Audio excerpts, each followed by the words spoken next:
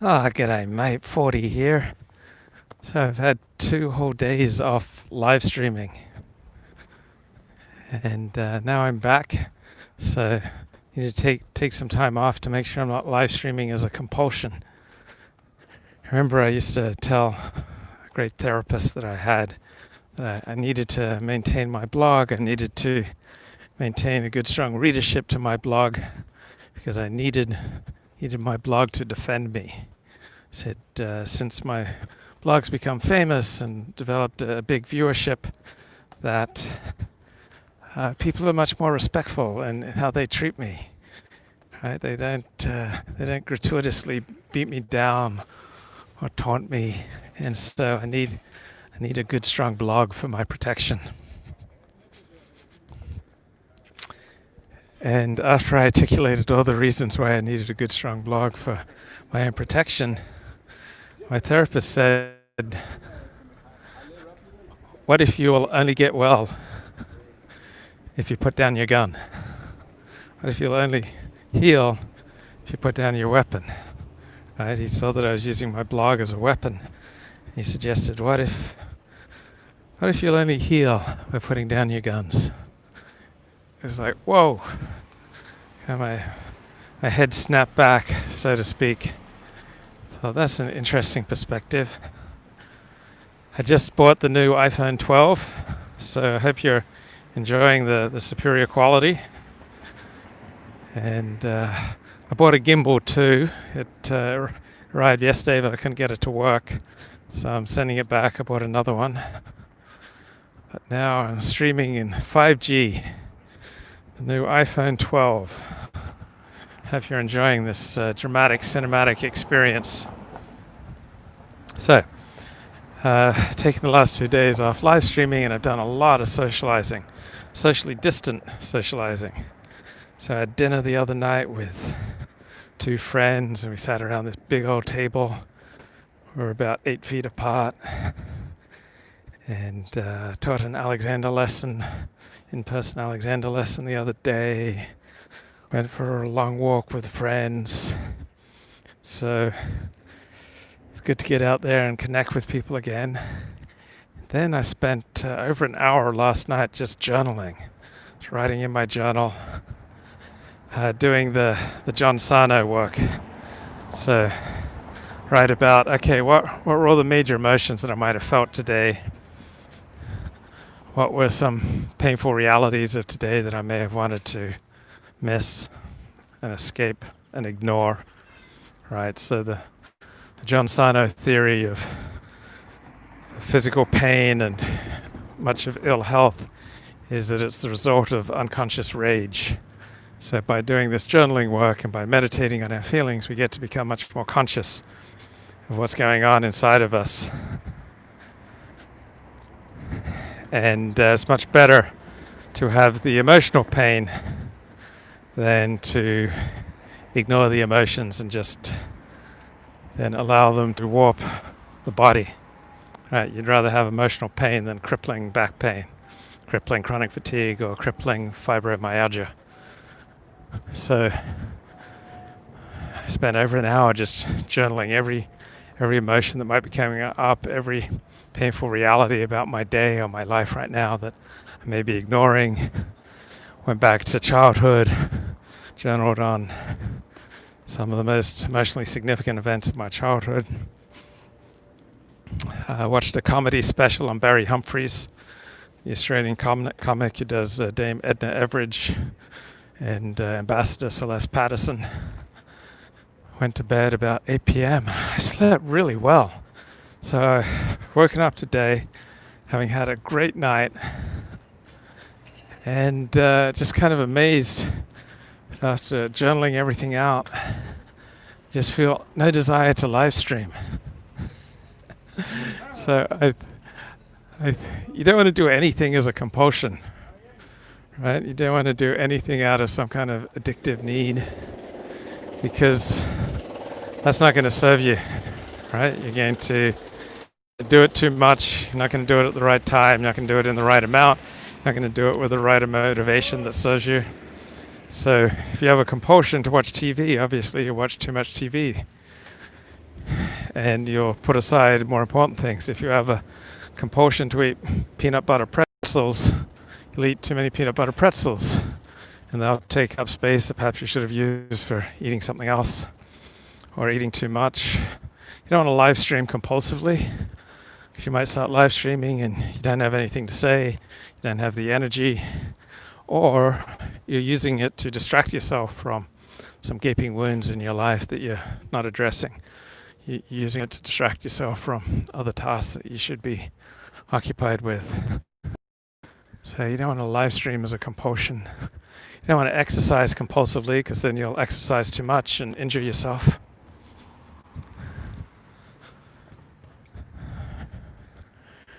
You don't want to drink water compulsively, because even water you can drink too much and it can even kill you. Hey, g'day mate, how do you like my iPhone 12? Pretty sweet. So I just had a really good night's sleep and just been doing a ton of journaling, and just finding that the compulsion to live stream is like largely left me. That's why I'm live streaming right now, just to tell you that my compulsion to live stream has deserted me. So I think much of the motivation for my blogging and live streaming and just online occupations over the past 23 years has been as a substitute for real human connection, right? So this is a really lousy substitute for genuine human connection. So all sorts of things that probably should have just shared with a good friend, with a therapist, I displayed on a live stream. Why did I leave Israel? Well, I never lived in Israel. I visited Israel in 1970 with my family when I was, I think, 4.5 years of age. It was December 1970, and that's where I graduated from diapers. I remember climbing the Mount of Olives and visiting Gethsemane with my Christian family in 1970. Then I went back in 2000 on a Jewish Federation singles trip. I went back to Jerusalem, the Wall, the Mount of Olives, Gethsemane, kind of retraced my steps, and ran into a schnorrer in the cemetery on the Mount of Olives, and he said, "Oh, I'll show you where Schindler's buried." I tried to get rid of him, but I allowed him to show me where Schindler of Schindler's List was buried. And then he said, "Oh, we should go to a whorehouse. And they're not too expensive." I said, No. So then he wanted payment. So I didn't really know how the monetary system worked in Israel, so I just opened my hand with various coins, and he helped himself.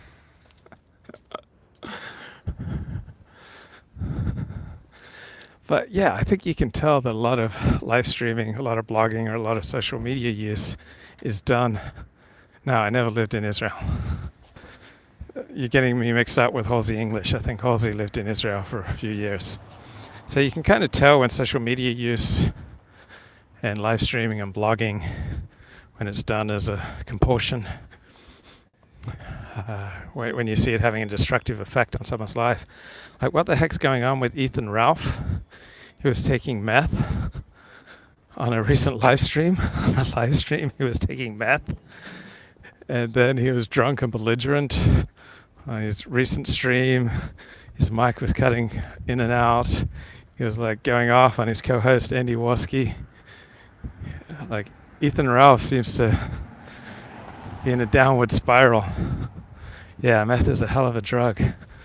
And looking at Ethan Ralph, you would not get the impression that this is a guy who does a lot of meth, right? I thought meth was slimming. So, what the heck is up with that? Now, there are certain vices that certain people can handle, like Jack Nicholson kind of knew how to do drugs. He knew how to juggle women, and it didn't destroy him. But then for other people, how much exercise did I get yesterday? Well, I walked with one friend for 2 hours, and I walked on my own for close to an hour. So I had a lot of exercise yesterday, and such an amazing sleep last night. And I just feel so at peace today. Just don't feel any compulsion whatsoever to do absolutely anything. But do you guys read Kiwi Farms? I was reading a post by Noel, the administrator of Kiwi Farms. He was talking about all the enormous, how did I stay off drugs? I've never even tried drugs. I've never tried any drug. I've only had the equivalent of probably 10 glasses of wine max in my whole life, if you put them all together. So I've never tried any drugs, never tried marijuana, never tried cocaine or meth or heroin, never even come close. So I stay the heck away from that stuff. So it's never even an option. It never even came up. I mean, people know that I say no to drugs. So the worst thing about doing drugs is that you'll spend more time with other people who do drugs. The worst thing, can you guys tell any difference in the video quality with this new iPhone 12 as opposed to, I was formerly using the iPhone 7. Got my first new phone in 3.5 years.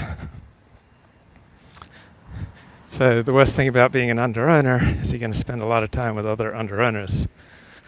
The worst thing about being a food addict is you're going to spend time with a lot of other food addicts. The worst thing about being an alcoholic is you'll tend to spend time with other alcoholics. Worst thing about being on welfare is you'll tend to spend a lot of time with people on welfare. It's a bit sharper. Okay, so $1,000 for the new iPhone, it's worth it because we're getting that superior picture quality. This phone is now 5G, ladies and gentlemen. Welcome to the 5G experience. Probably the worst thing about filing a personal injury lawsuit is that you might spend a lot of time in that with people in that realm, people who want to maximize but you need to go 1080 at least. Okay, we'll see. I haven't checked my settings. So anyway, I was reading this post by Noel, Null, the administrator of Kiwi Farms, and he was talking about all the sacrifices made to keep Kiwi Farms going. And I understand sacrifices you might make to open up a homeless shelter. I understand sacrifices you might make to keep a church going. I understand sacrifices. Yes, the camera's great. I can really make out the Adobe style architecture. Great. So I love Southern California architecture. I don't know anything about it, but I like the variety. I like that you can grow anything here. I used to work in landscaping, so I love all the non-native vegetation, the native vegetation, the whole mix. You can essentially grow any plant here. It's subtropical. I love the varied architecture. It's just so beautiful here. I mean, the sunrise this morning is just gorgeous. These ripples of pink across the sky. And I mean, it's just sun 335 days a year on average. It's about 65 degrees right now in the middle of December, and you go out for a lovely walk in the sun. I love LA. Okay, so Noel, the administrator of Kiwi Farms, was talking about all the sacrifices he made to keep Kiwi Farms going and how it didn't make any money. And so why would you make tremendous sacrifices for a gossip site? Right? I mean, I started reading a few threads about Ethan Ralph and millennial woes, and why would you make great sacrifices for that? It's a website, it's a posting board for gossip about e-personalities. I understand making great sacrifices in an entrepreneurial endeavor or some idealistic endeavor, but why would you make great sacrifices to keep Kiwi Farms going? I'm not criticizing him, I simply don't know enough. I haven't spent that much time on the website, but maybe you can tell me in the chat, why would one make great sacrifices to keep Kiwi Farms going? or any kind of like tawdry gossip posting site. Like, why would he go years not making any money with the website and just having constant aggravation? Like, why? I don't get the payoff. I'm not saying there isn't one, and maybe there's all sorts of like socially important work going on there that I'm just not aware of, but it just struck me as bizarre. And this is the other thing that got me. He talks about how burned out he is by the negative comments. Creates a sense of community. Okay, so he talked about how burned out he is by the negative comments he gets. And gossip is just another way to drain your creativity, yeah. And he says he's done. Like, he's done accommodating people. He's just gonna cut loose. Okay, you want me to get a motorcycle? No way, man, that's too dangerous. I'm 54 years of age. I don't have the lightning fast reflexes. Not that I was into riding motorbikes when I was a younger man either. So, no, I don't think that's going to happen. But this is what gets me. He contrasted his experience with the people who started 8chan and 4chan and the compromises they've had to make with law enforcement. You're perfect for a cruiser. And then he talks about just how being burnt out on your own community. Like, people are so nasty and cruel in his own community. But he doesn't seem to reflect upon, okay, you seem to have started a posting board that's all about being cruel to people. Why would you be surprised then when the crowd that you've attracted starts being cruel to you? Am I missing something here?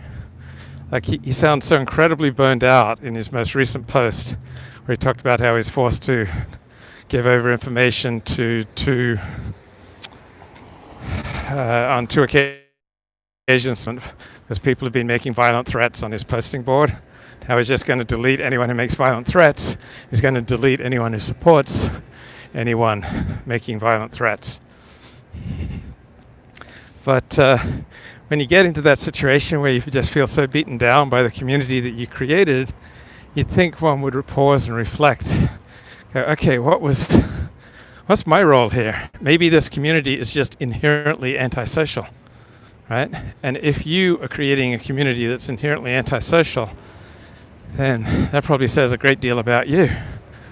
But he doesn't seem to reflect on his choices. It's like porn stars who complain that people don't respect them. Well, might that be inherent in the profession that you have chosen? That, yeah, you get a ton of attention, but you're not really going to bring out the best in people. So, I was talking to a friend the other day about, like, what do I want to do with my live stream? And he says, well, you got a choice. You can either, on your live stream, you can either give the audience what they want, right? So that's the way to be successful. You establish a particular audience, you've established an audience on the distant right, so you need to give them what they want. And then, I don't remember the other alternative. They gave me two. And like that one didn't appeal to me. And then I said, well, there's another alternative here, is that I only stream about what I think is true and good and right and important. And so I do it for... Oh, he said, okay, you have two choices. You can just do it for fun, so you don't need any income or anything from it. Or you can, if you want to turn it into a business, you need to give people what they want. And I said, no, there's another alternative, and that is that I only do that which I believe in, that I only say what I think is right and good, no matter how popular or unpopular it is. And because, I see people with, much larger followings, much larger viewership, much more income than me, and I respect the professionalism with which they do things. And I appreciate how they develop a particular audience, and then they tell that audience things that they want to hear. Right? There's no business in telling an audience things that it does not want to hear. And so my friends will say, well, that's just the nature of the business that you've chosen. This is the nature of the life that you've chosen. To succeed, you got to tell people what they want to hear. And I thought, yeah, okay, but I don't want to go there. Because once you start selling your soul, once you start saying things that you don't believe are true to placate your audience, then it's very quickly a downward spiral. Like, it's not something I want to even do once. Oh, so the other alternative he said was, well, you can do live streams where you tell people what they want to hear, and then you can do separate streams where you tell people what you want to tell them.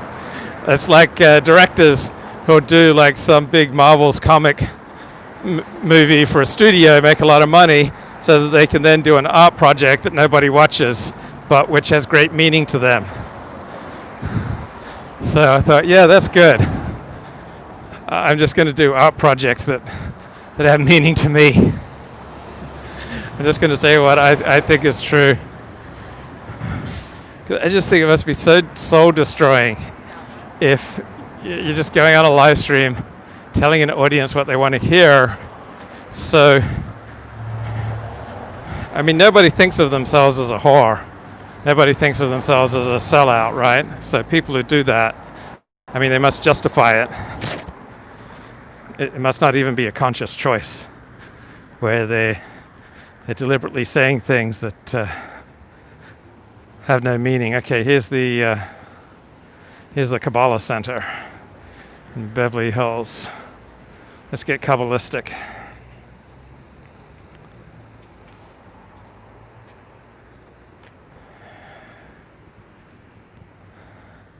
So I don't think any live streamers go, oh, I'm just going to tell my audience what they want to hear, right? Everyone thinks that they're telling the truth, right? It would just be soul destroying to deliberately placate your audience, or would it? I don't know. I guess you can just get so sunk into being a hack that you've forgotten what integrity is about. Virgin Figment creator versus the Chad realist.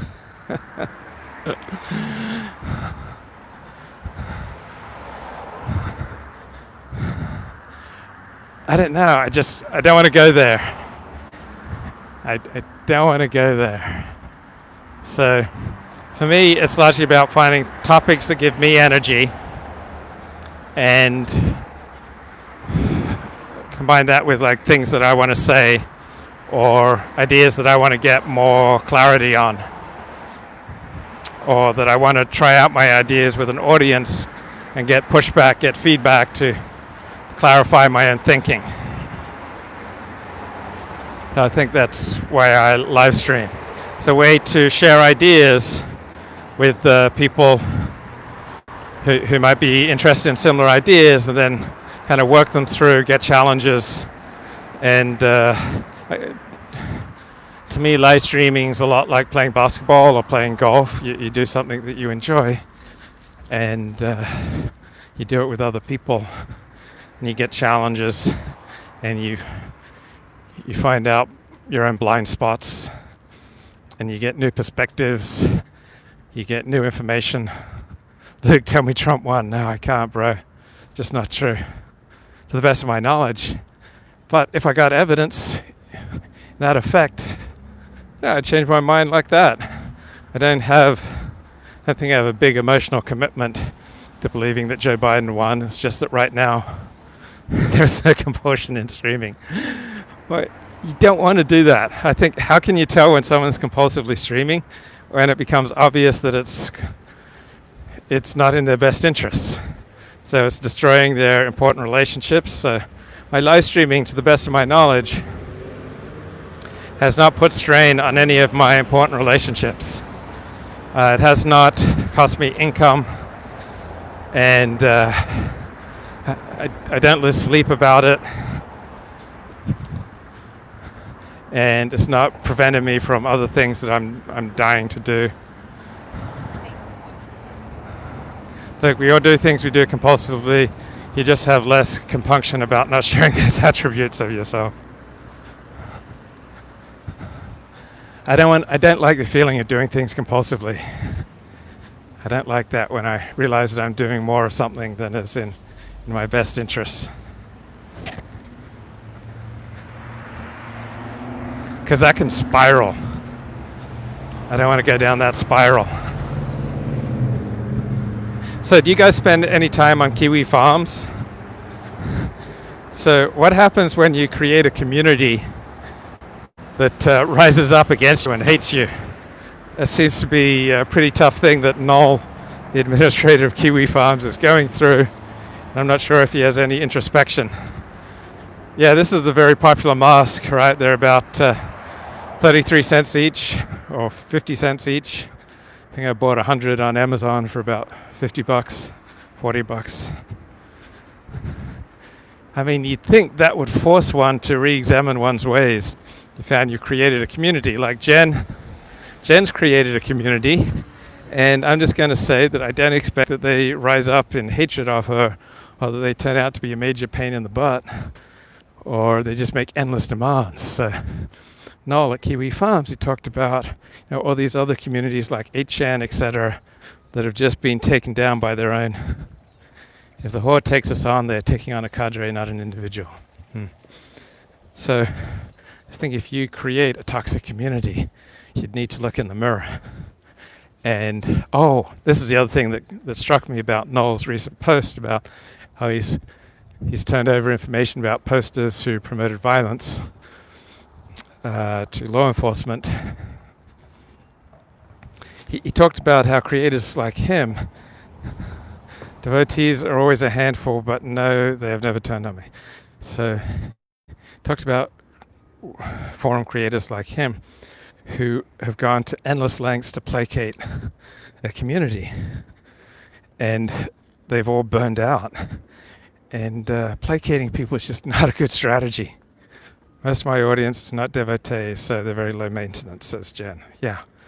So placating people, not a good idea. Like, I occasionally catch myself doing something like that once or twice, and then very quickly I lose patience. It's like, boom. Now, I'm not a big fan of just cutting people out of your life, but you can reduce the frequency that you interact with people. You can reduce the time spent together. You can reduce the emotional intensity. You can just turn down the knob on all that to separate yourselves. But it's interesting, all these people have built up a community like Kiwi Farms. The enormous amount of abuse and the psychological toll it has taken.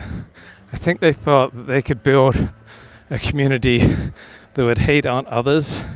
They didn't realize that the community they would kind of build inevitably would turn on them. So whatever community you build, that's a reflection of you. Whoever comes into this live stream, it's a reflection of me. So if I start getting a lot of nasty people in my live stream, I try to deal with that right away.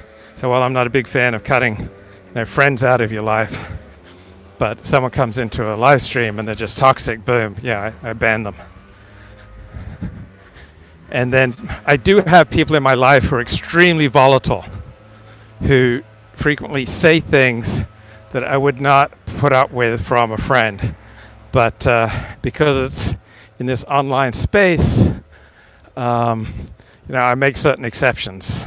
Radical love and inclusion is unironically the solution. You have to radically love and accept yourself first. Absolutely. So just saying things is not going to create a healthy community, particularly if the things that you're saying and the things that you're posting are radically different from who you really are. So I think I have a fair amount of tolerance. Yeah, I have some extremely volatile people in my online life who say things like, whoa. And so I guess the way I deal with that is just by emotional distance and by turning down my level of care and concern for them and for what they say. So some people are extremely disagreeable, but there's going to be some upsides with that too. They're going to tell you a lot of unpleasant truths that other people won't have the balls to tell you, that because they've got a lower threshold before they erupt, they can give you kind of a heads up about things that you may be missing or ignoring. So there are a lot of benefits to having highly disagreeable people in your life.